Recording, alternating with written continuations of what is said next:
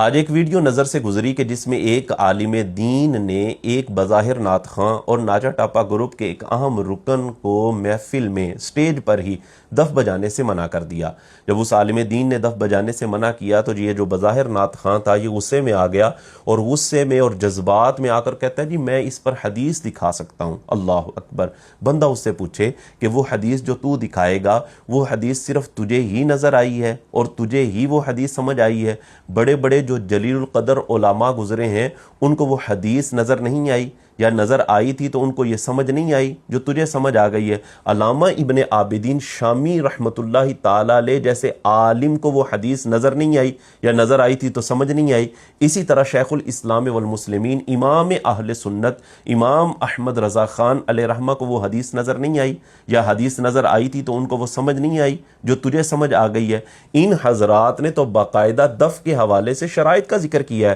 علامہ ابن عابدین شامی رحمۃ اللہ تعالی علیہ نے فتاوی شامی یعنی رد المحتار کے اندر شرائط کا ذکر کیا ہے۔ اسی طرح امام اہل سنت نے یہ فتاوی رضویہ میرے ہاتھ میں ہے، جلد نمبر 24 ہے، اس میں بھی شرائط کا ذکر کیا ہے اور اس میں صفحہ نمبر 141 ہے فتاوی رضویہ کی جلد نمبر 24 میں۔ آپ ان شرائط کا ذکر کرتے ہوئے آپ فرماتے ہیں کہ دف کے ساتھ اگر جھانج نہ ہو تو دف بجانے کی اجازت 3 شرطوں کے ساتھ ہوگی، اور فرماتے ہیں ان میں پہلی شرط یہ ہے کہ ہیئت تطرب پر نہ بجایا جائے، یعنی قواعد موسیقی کی رعایت نہ کی جائے۔ اور اس کے بعد آپ آگے لکھتے ہیں، فرماتے ہیں ایک یہی شرط اس مروجہ کے منع کو بس ہے کہ یہ ضرور تال سم پر بجاتے ہیں، یعنی پوری طرح جس طرح طبلے کو بجایا جاتا ہے یہ ایسے بجا رہے ہوتے ہیں۔ اور آپ فرماتے ہیں یہ پہلی والی شرط ہی مروجہ جو دف بجائی جاتی ہے اس کی ممانعت پر یہ پہلی شرط ہی کافی ہے کہ مروجہ جو دف بجائی جا رہی ہوتی ہے وہ باقاعدہ قواعد موسیقی کی رعایت پر بجائی جا رہی ہوتی ہے،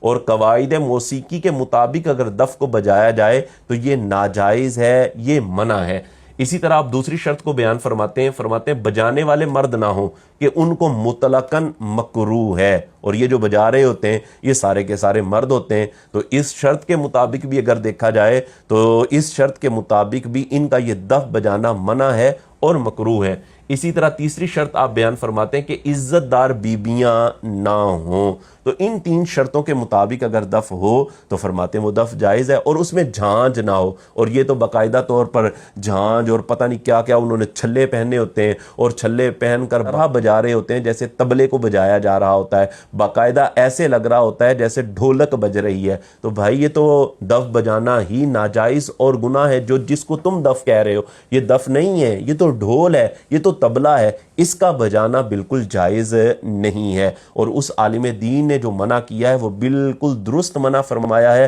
اور ہم ان کی جرت کو سلام پیش کرتے ہیں۔